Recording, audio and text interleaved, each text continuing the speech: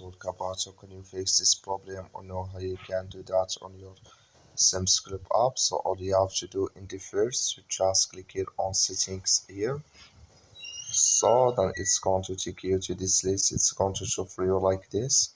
Just scrolling down here until you find your apps, click on it.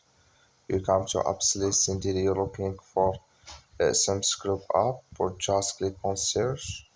Down here at SimScript, it's going to show for you like this here, click on it.